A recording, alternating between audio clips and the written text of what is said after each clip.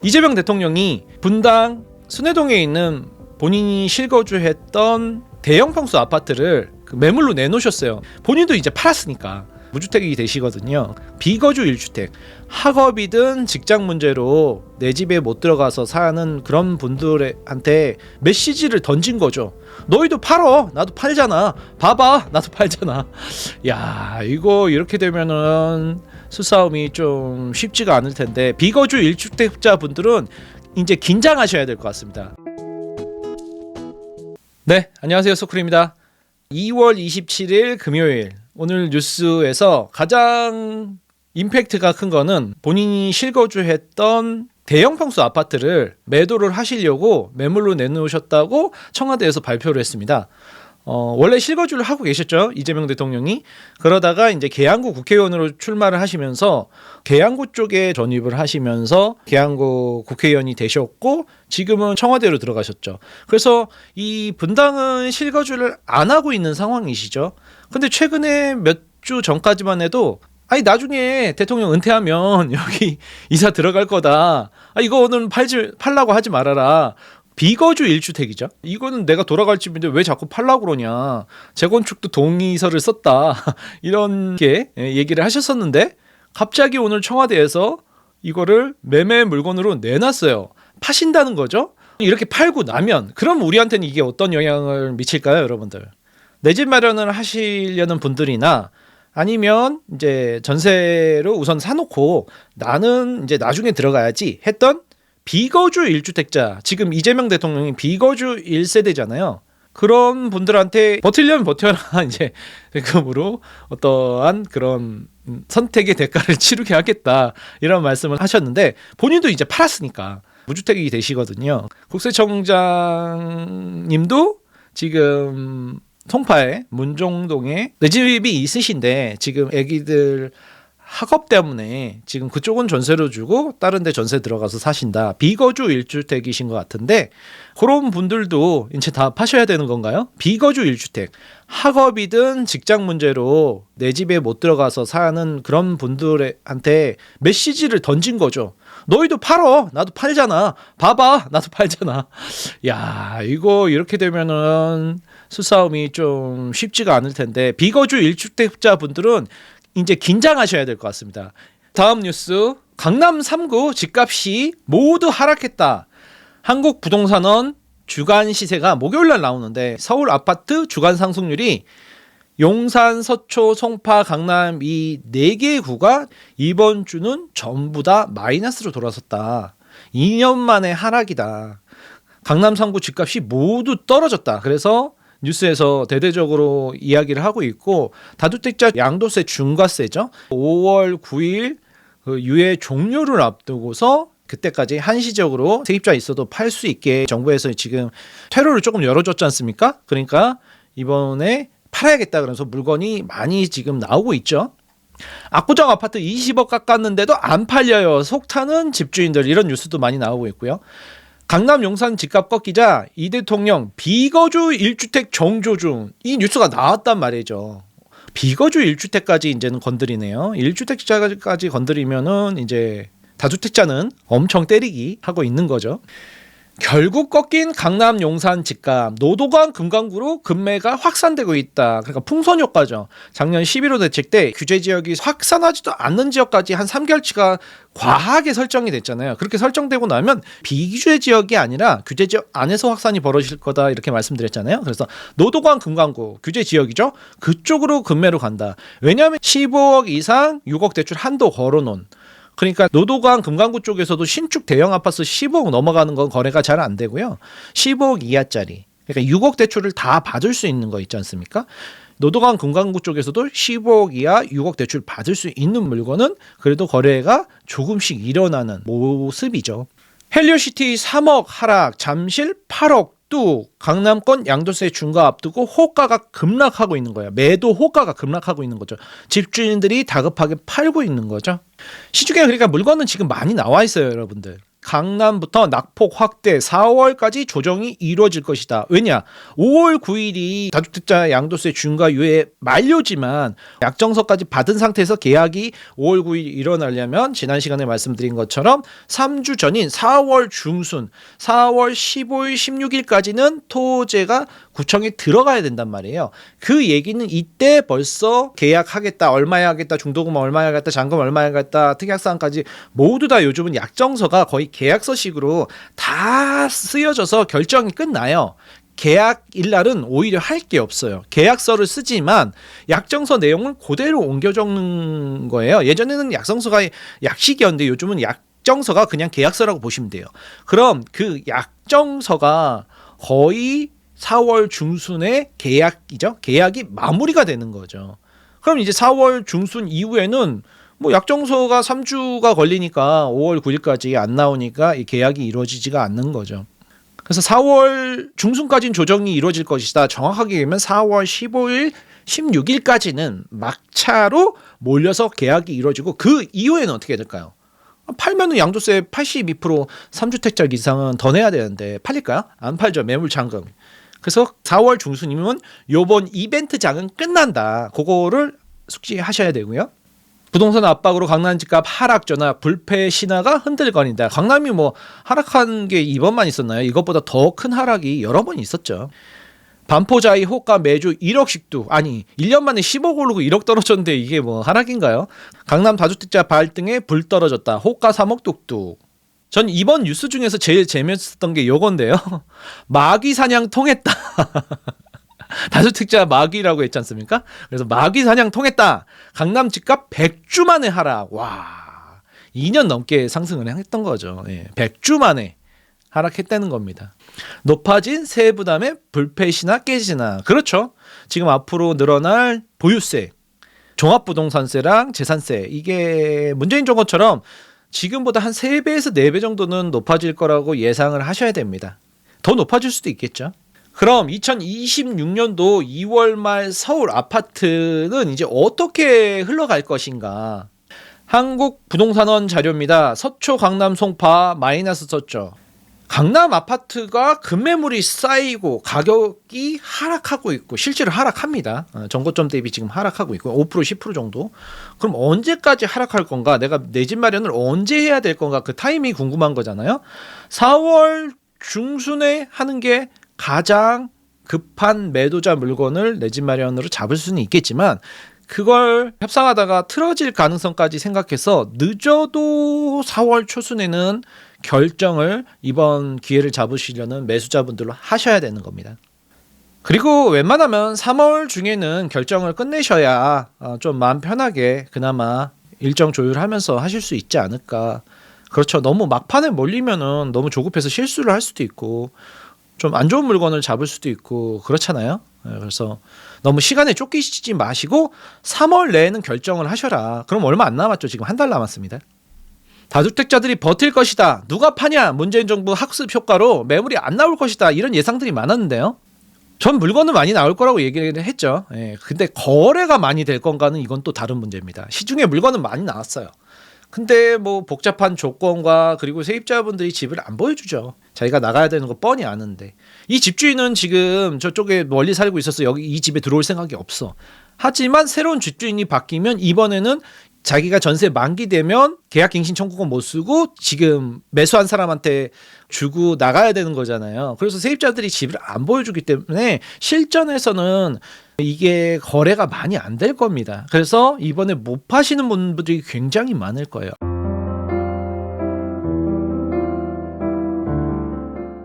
저는 주로 KB 부동산 시세를 보는데요. 지난주에 설 연휴가 있었고 2주 만에 데이터가 나온 거라서 데이터 변동이 더 급격합니다. 서울 보겠습니다. 와, 서울 강남이 도봉구하고 같이 서울 25개 중에서 꼴등을 했습니다. 아파트 매매 가격 변동률이요. 지난주 대비 강남하고 도봉구가 같이 꼴등. 노동강 금강구는 지금 좀 오르는 모양새였는데 아무래도 강동, 동대문구, 성북 쪽이 많이 오르고요. 지금 영등포, 강서, 관악 요쪽 그러니까는 한강 벨트를 넘어서 그 뒤편까지 지금 확산이 된 모양새고 오히려 서초, 강남, 송파는 오르지 않고 있죠. 거의 서울에서도 최하위권을 달리고 있는 모양새입니다. 이번 주는 전반적으로 서울이 강남 빼놓고 전반적으로 붉게 물들기 시작했죠. 무슨 이거 봄을 알리는 전령사인가요? 꽃이 붉게 물들듯이 서울이 붉게 물들고 있는데요. 이러면 조만간 또 규제 대책이 나오는데 이렇게 붉게 물들고 있습니다. 그래서 구별로는 강동구가 1등을 했어요. 서울에서 동대문구, 성북구, 관악구, 강서구 이런 순이었고요. 경기도에서는 매매 상승률은 용인이 가장 높았고 그다음에 하남, 구리, 안양, 성남 같이 1기 신도시 라인, 외곽순환도로 라인 이쪽이 지금 오르고 있네요. 서울 매수 심리지수 지금 매도자가 매수자보다 많아졌습니다. 22년도 10월 제가 복귀한 이후 계속해서 매도자는 줄어들고 매수자가 증가하고 있었거든요. 근데 여기 보십시오. 지금 한 3년째 전반적으로 매도자는 이 초록색이 매도자예요. 매도자는 줄어들고 매수자는 증가하는 모양새였어요. 잔파도가 있긴 하지만 우상향하고 있었단 말이죠. 그런데 보실까요? 2월 23일 기준으로 매도자가 더 많아요가 42%, 매수자가 많습니다는 15%밖에 안 되죠. 매도자가 급증하고 있다는 거죠. 그럼 매수자는요? 매수자는 쭉 증가하다가 줄어들고 작년 10월 15일 이후는 물건도 시중에 없었어요. 그 전세 물건 한 30%가 다 전세 낀 물건 날아가 버리니까 살 수도 없고 팔 수도 없었지 않습니까? 그래서 26일까지 지금 매매 물량이 서울에 아파트 기준으로 5만 5천 건까지로 급감하고 있었단 말이죠. 작년 3월에는 9만 6천 건까지 있던 게 지금 그대로 수직으로 하락했단 말이죠. 불과 한 달 사이에 지금 매매 물건이 5만 5천 건에서 7만 건을 돌파했습니다. 서울의 아파트가 16,000건이 수직으로 증가했습니다. 와, 이런 일이. 결정적으로 1월 23일 날 금요일이었습니다. 이재명 대통령이 본인 SNS에서 언급을 했죠. 5월 9일 만기인 다주택자 양도세 면제 연장은 전혀 고려하지 않고 있습니다. 라고 못을 박으셨어요. 이때 처음으로 부동산을 SNS에서 언급하기 시작하셨는데요. 파란색 별표가 게시글을 하나 올릴 때마다 표시한 건데 23일 날 1월 23일 날 불과 한 달 전이에요. 그때 언급을 시작해서 25일 날 게시글을 4개 올리시고 27일 날 국무회의 하시고 1월 달이요. 계속 게시글을 올리면서 압박을 하더니 국무회의에서 결정된 거를 2월 12일 날 발표를 했죠. 설 직전에 임팩트 있게 한 거죠. 왜냐면 서울에 가족들이 모이면요. 부동산 얘기하고 사는 얘기 하잖아요. 그때 가족들이 모였을 때 부동산 얘기했을 때 뭐 집값이 올랐다 막 그러면은 또 설 끝나고 나서 많이 이게 부동산 시장이 요동을 치거든요. 그래서 선제적으로 설 연휴 직전에 13일, 14일 날 하루에 2개씩 파박 12일 날 목요일 날 발표를 하고요. 다주택자 양도세 중과 유예 종료 및 보완책을 목요일 날 발표하고 금요일 날 토요일 날 글을 많이 올리시고 설날 동안에도 또 올리셨어요. 그 이후에도 계속 올리시다가 오늘 27일 오늘 분당 아파트 본인 거 비거주 1주택 물건을 매도까지 발표를 하셨습니다. 1월 29일 날 제가 공급대책 분석하면서 뭐라고 그랬습니까? 제가 오늘 공급대책 발표된 것보다 이재명 대통령이 SNS에다 그 부동산 관련 글을 쓴 게 아마 공급 물량이 훨씬 많을 거다. 그죠? 정확했죠? 작두 탔나요? 네, 그때 했던 거 영상 쭉 보고 계신 분들은 기억하실 겁니다. 다주택자 팍팍 눌러갖고 빵을 만들듯이 아파트 공급을 이렇게 많이 한다. 그래서 아파트 공급을 금방 서울 아파트 기준으로 16,000가구를 공급을 하신 거예요. 대단하죠. 그거는 인정할 건 인정해야 됩니다. 근데 문제는 여기서 뭘까요, 우리가? 문제는 정말 굉장히 심각한 문제가 앞으로 발생할 겁니다. 언제부터요? 빠르면 벚꽃 시즌부터 시작해서 늦어도 4, 5월 아주 늦어봤자 여름이면은 전세 월세 물량이 없어서 난리가 날 겁니다. 왜냐? 지금 다주택자 물건들이 나오는 건 다 뭐예요? 결국 전월세 놓던 물건들 아닙니까? 다주택자들이 그걸 지금 다 팔아버리고 있어요. 다주택자 물건들이 시중에 지금 쭉쭉 나와서 팔리고 있고 그러면 거기 살고 있던 세입자분들은요 나가야 되는 거잖아요. 아니 그럼 거기 있던 살던 세입자가 그 집을 사면 되잖아. 아니 전세가율이 강남 기준으로 30-40%고 높은 데야 맞자 서울 60% 정도? 그럼 나머지 대출 여력이 안 되고 청약통장 기다리니까는 그거를 안 사고 지금 기다렸던 분들이잖아요. 전세 고인물들? 그분들이 이렇게 밀려나면 그 주변에서 그거보다 저렴한 금액으로 있던 분들이 또 도미노처럼 밀리고 낙수효과로 이렇게 밀려나가는 거죠. 서울에서 전세가 폭등하면 경기도로 밀리고 그런다는 얘기가 많았는데 지금은 경기도도 시황이 만만치가 않습니다. 왜냐하면 서울 공급도 적지만 경기도도 지금 공급이 입주 물량이 많지가 않거든요. 올해하고 내년은. 서울 전세 수급 지수 보시죠. 공급 부족이 74.6%예요. 70 몇 프로이기 때문에 공급 부족이 지금 거의 목 밑까지 찼습니다. 이게 올 봄에 늦어도 여름에는 90을 넘을 걸로 저는 예측합니다. 전세 공급이 늘어날 가능성은 제로.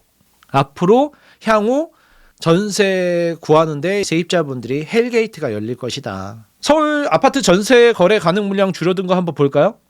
전반적으로 내리막길이긴 했는데 11호 대책 이후 작년 11호 대책 이후 그대로 주저앉아서 얼마 전에 뉴스에서 2만 건이 깨졌다 했는데 지금 18,000건 깨지기 직전입니다.